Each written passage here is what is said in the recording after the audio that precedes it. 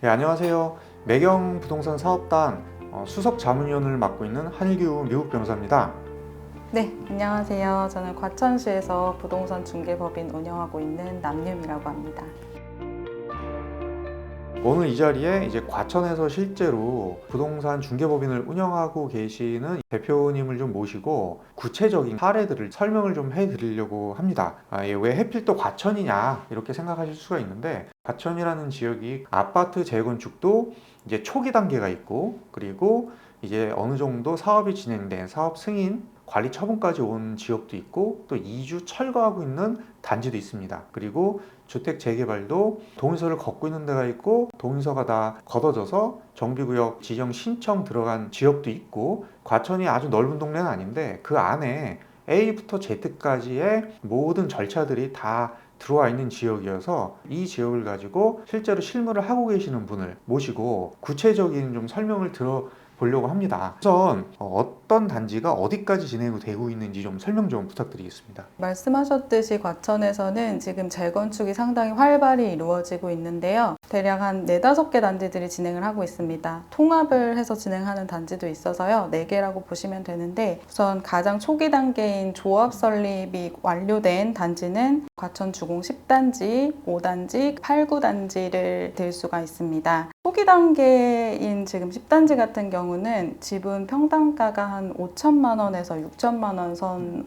오가고 있고요. 그리고 5단지와 8, 9단지 같은 경우는 조합 설립 완료되어서 이후에 사업 시행 인가를 기다리고 있습니다. 이 단지들 같은 경우는 지금 평당가가 7천만 원에서 8천만 원 정도를 오가고 있다고 볼 수 있고요. 그리고 지금 가장 단계가 앞서 나가고 있는 곳이 과천주공 4단지인데, 4단지는 지금 관리처분 인가가 나서 모두 이주를 다 완료를 했고 철거를 앞두고 있는 상황입니다. 4단지 같은 경우는 평당 가격이 8천에서 9천만 원 정도까지, 그리고 재건축 외에 이제 주택단지 재개발도 진행 사례가 있습니다. 과천의 장군마을이라고 하는 양재동에 인접한 주택단지인데요. 이곳도 역시 지금 이주를 진행을 하고 있어서 최근 평당가를 봤을 때 1억 원 이상, 1억 원 이상? 네, 1억 원 이상 거래가 실제로 이루어진 것을 확인해 볼 수가 있었습니다. 평당 1억 원 이상 거래가 된 경우는 대지 지분 몇 평짜리인가요? 대지 지분이 17평 정도 되는 빌라였던 것 같고요. 그러면 아파트 몇 평짜리를 받나요? 아주 계략적으로 계산을 하실 때 한 1.5배 정도를 곱하시면 되고요. 추가 분담금 없이 받을 수 있는 평수 계산을 하는 방식이긴 한데, 굉장히 대략적인 방법이기 때문에 각 사업지의 특성을 좀 고려를 하셔가지고 보정을 좀 많이 하셔야 될 필요가 있습니다. 그럼 지금 설명 주신 거는 장군마을은 빌라,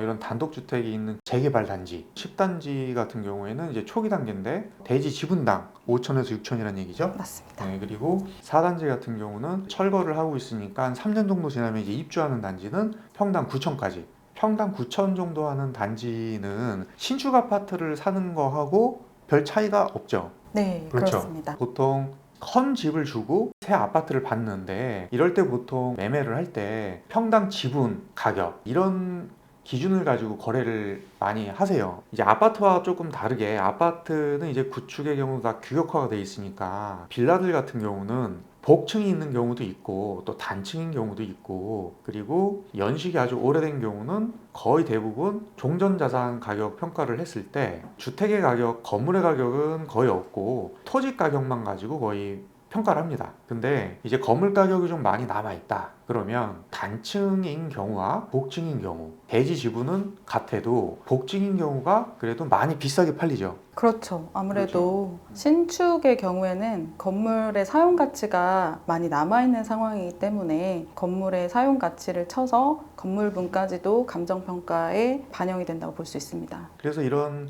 빌라들 주택 재개발 사업 진행되는 경우는 투자를 하실 때 복층과 단층 빌라의 경우 대지 지분이 같더라도 가격이 같다면 복층이 나중에 이제 종전자산 가격 평가를 할 때 더 좋은 가격을 받을 수가 있습니다. 그리고 이제 주의하셔야 되는 부분이, 실사용 면적이 만약에 30평이라면 빌라들 같은 경우에 이제 확장 면적이라는 게 존재를 하는데, 30평짜리 두 집이 하나는 전용 면적이 20평, 하나는 전용 면적이 25평일 수가 있어요. 전세가는 실사용 면적을 기준으로 하니까 같죠. 네. 그렇죠? 근데 이제 이게 만약에 주택 재개발 사업으로 진행이 되면 전용 면적이 25평짜리인 게 전용 면적이 20평짜리인 것보다 가격을 더 많이 받습니다. 실제로 일반인들이 이제 이런 부분은 잘 모르시는데 이 전용 면적이라는 걸 기준으로 건물 밑에 있는 그 대지 면적을 나누게 됩니다. 그러다 보니까 실사용 면적이 같아도 실제 주택 재개발 사업에 있어서는 전용 면적이 훨씬 넓은 집이 추후에 종전자산 감정평가를 했을 때 더 좋은 가격을 받을 수 있기 때문에 반드시 이 전용 면적이 얼마냐를 확인하셔야 됩니다. 그리고 오늘 이 특정 지역을 가지고 설명을 드렸는데 이해를 돕기 위해서 설명을 드린 거니까 그 지역에 가서 뭐 물건을 사시고 그러면은 또 안 됩니다. 각 물건별로 이제 다르기 때문에 도대체 어떤 접근 방법을 가지고 이런 재개발이라든가 재건축 물건들을 봐야 되는지 이런 부분들에 대해서 실제로 실무를 하시는 분께도 좀 말씀을 들어봤고 일반적으로 어떻게 접근을 해서 투자를 한다 여기까지 이해를 해주시면 될 것 같습니다. 예, 앞으로도 저희가 매경사업단에서 이런 형태의 모아타운, 아파트 재건축, 주택 재개발에 대해서 참고하실 수 있는 좋은 영상들 많이 올리도록 하겠습니다. 예, 오늘 멀리서 이렇게 와주셔서 감사합니다. 감사합니다.